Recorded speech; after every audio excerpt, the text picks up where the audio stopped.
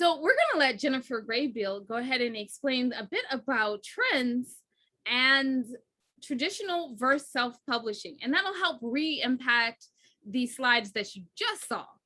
Jennifer, would you like to introduce yourself and tell us what you do? Absolutely.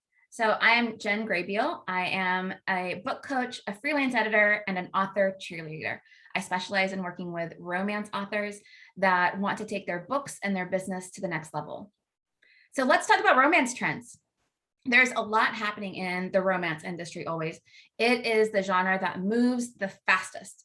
There's always a ton of books out, and they're the ones that are going to be able to like cycle through lots of different things very quickly. So you see that the trends there moving very fast.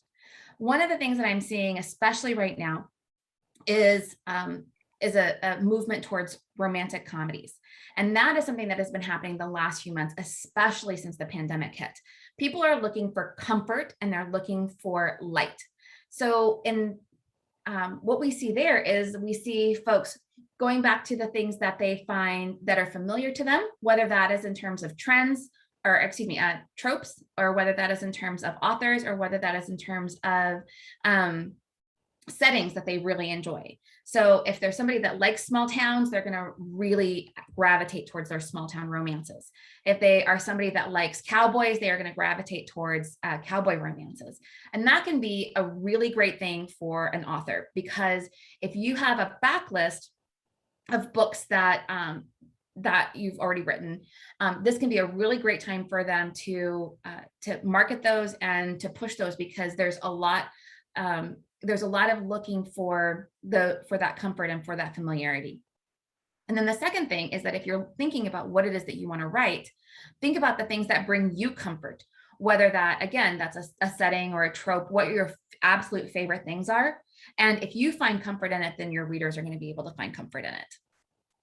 Thank you. Can you also explain a bit about a client who wanted to go traditional versus self-publishing? Can you tell us a bit about why we would want to consider either, or why we wouldn't want to consider either? Oh, sure.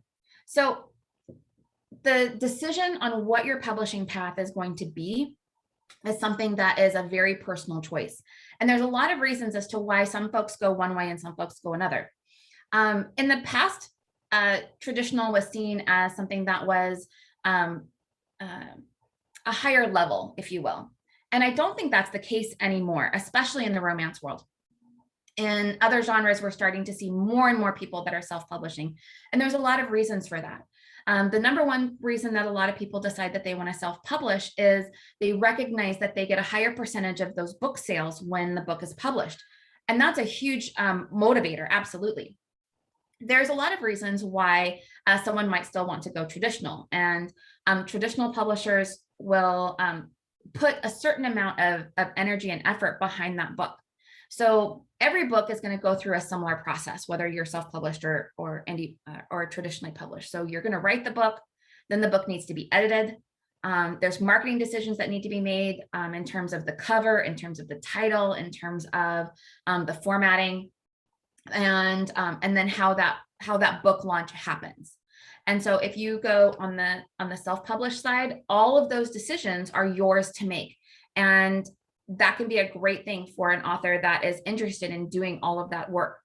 If those are not your skills, or that is something that doesn't appeal to you, then traditional is definitely going to be the way to go, because what you're looking for is a partner who's going to help you along the way of making a lot of those decisions.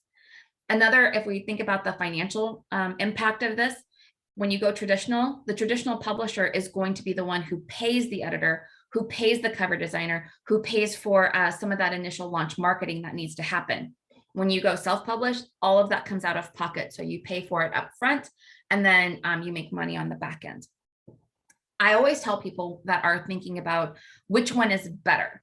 And the answer is neither one of them is better. It really depends on who you are as a person and who you are as a professional. And then you have to think about the fact that there's going to be 1,000 steps between here and whatever amount of money it is that you're making from that book. There's 1,000 steps between here and there. They are somewhat similar for the self-published and the traditionally published author, but then they diverge, and you're going to walk your path, and you have to do that to the best of your ability. Thank you so much, Jennifer. for taking time out of your day to talk to us. And lastly, since you are a book editor and a book coach, can you tell people where to find your website in case they need either? Absolutely. So I'm Jen Graybeal. You can reach me at www.jengraybeal.com or on Instagram at Jen the Editor. Thank you so much. Have a lovely day. Bye. Thanks, you too.